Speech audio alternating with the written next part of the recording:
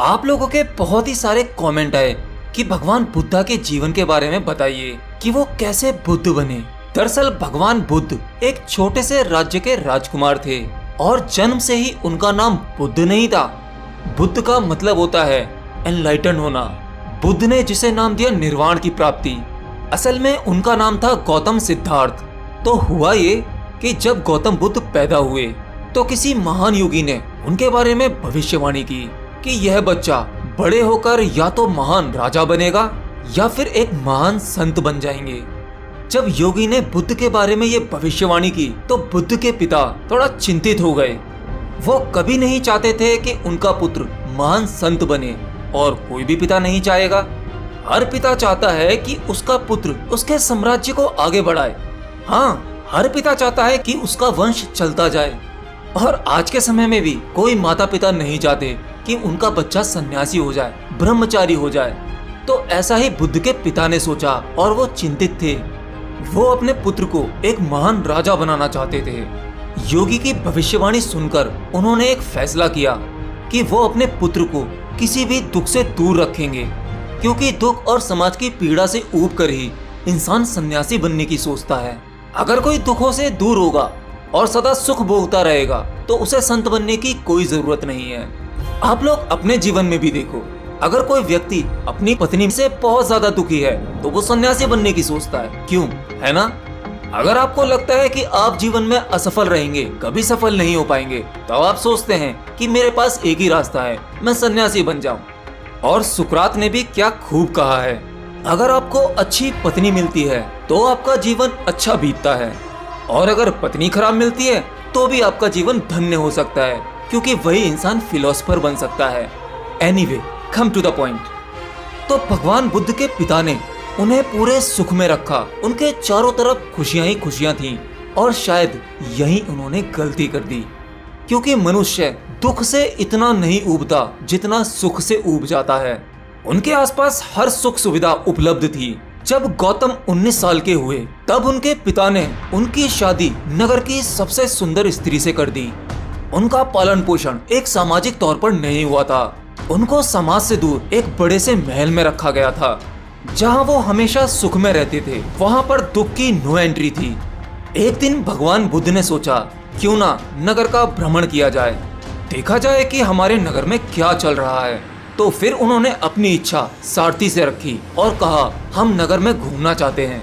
तो गौतम नगर में घूम ही रहे थे, उन्होंने एक बूढ़े आदमी को देखा, और वह बूढ़ा आदमी ठीक से चल नहीं पा रहा था। अब गौतम के आगे एक दुविधा आ गई, क्योंकि उन्होंने अपने पूरे जीवन में कोई भी बूढ़ा आदमी नहीं देखा था, क्योंकि उनके पिता ने इन सब चीजों से गौतम को बचा के रखा था। तभी गौतम बुद्ध ने पूछा, अरे सारथी, उस इंसान को क्या हुआ?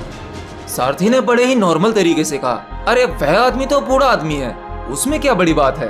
बुद्ध ने पूछा, अरे ये कैसे होता है, बूढ़ा आदमी मतलब क्या?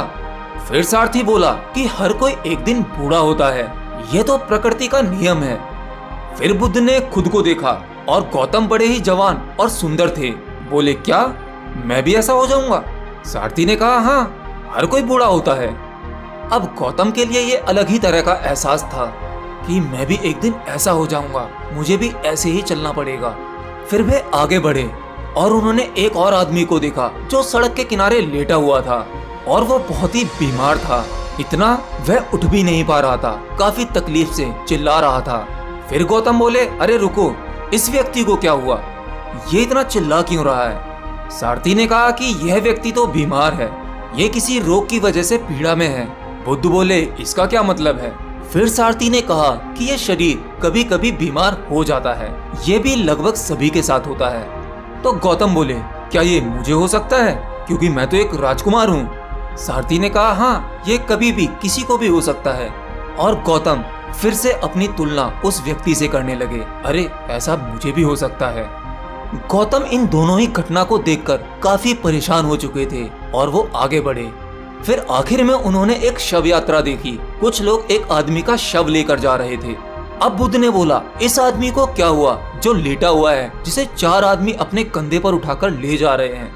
सारथी ने कहा कि यह व्यक्ति तो मर गया है। फिर गौतम बोले, ये मरना क्या होता है, इसका क्या मतलब होता है?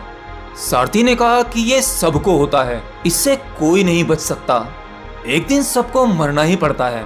फिर गौतम बोले कि मैं क्या कर रहा हूँ, खाना सुख भोगना सारी बेकार की चीजें।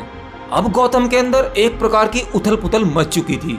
एक राजकुमार होना, इतना बड़ा महल होना, हर तरह का सुख भोगना, ये सब कुछ ही सेकंड्स में उनके अंदर बिखर गया, सब मट्टी हो गया। और वो सोचने लगे इन सब का क्या मतलब है, ये शरीर है, एक दिन बूढ़ा हो जाएगा, ये बीमार पड़ सकता है और ये पक्का एक दिन मर जाएगा। गौतम बुद्ध के एक बच्चा हो चुका था जिसका नाम राहुल था। उन्होंने अपनी प्यारी पत्नी और सुंदर बच्चे की तरफ देखा। वो एकदम से उन दोनों को छोड़ नहीं पाए। वो अपने भीतर ही भीतर संघर्ष करते रहे। संघर्ष करते करते तकरीबन 1.25 साल गुजर चुका था।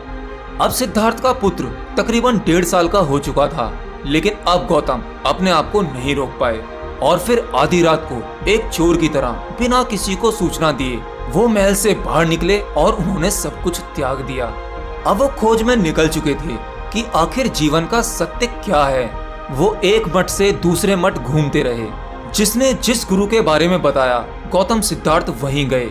उन्हें जो जो विधियां बताई जाती वो सभी विधियां बड़ी ही कुशलता से करते थे और परिश्रम करते करते उन्होंने समाधि के 8 प्रकार के अनुभव पाए।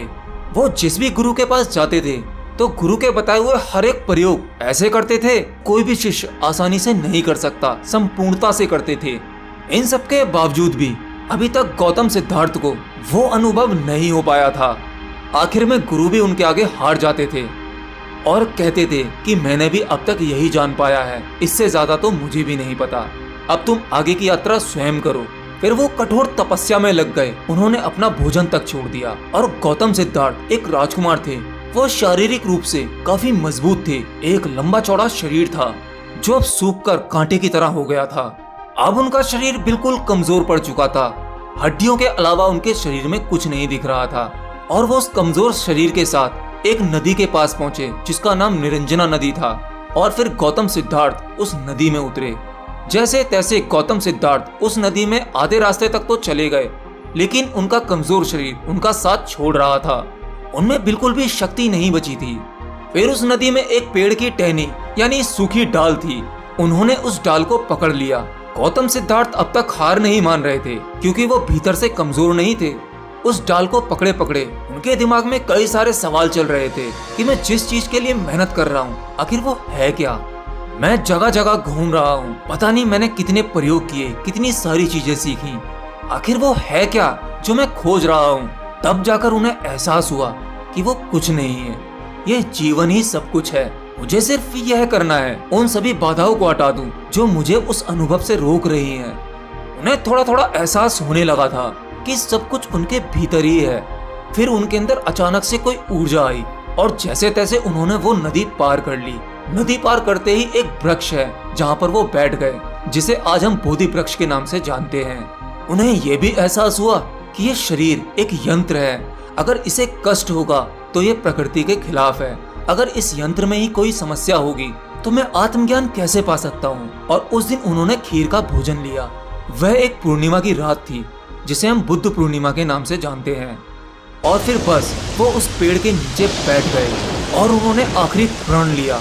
इस संकल्प के साथ बैठे, इस अस्तित्व की प्रकृति को या तो मुझे अभी जानना है या मैं यहीं बैठे बैठे अपना शरीर छोड़ दूंगा। जब तक मैं इसे जान नहीं जाता मैं यहाँ से नहीं उठूंगा, अपनी आंखें नहीं खोलूंगा। तो जब उन्होंने ये अपना आखिरी संकल्प ले लिया, अब तक उनके लिए सब कुछ व्यर्थ हो चुका था। केवल एक ही आखिरी संकल्प था कि अब कोई संकल्प नहीं है। फिर वो चांदनी रात, चांद अपनी पूर्ण गरिमा में था और उनके साथ घटना घट गई। तभी उन्हें ज्ञान की प्राप्ति हो गई। उनके भीतर एक कमल खिल गया और उन्होंने अपने ही भीतर सब देख लिया, सब जान लिया जो वो जानना चाहते थे, जिसके लिए उनसे इतने बड़े बड़े त्याग हो गए थे। ज्ञान प्राप्त होने के बाद अब गौतम सिद्धार्थ नहीं रहे थे, अब वो बुद्ध हो गए थे।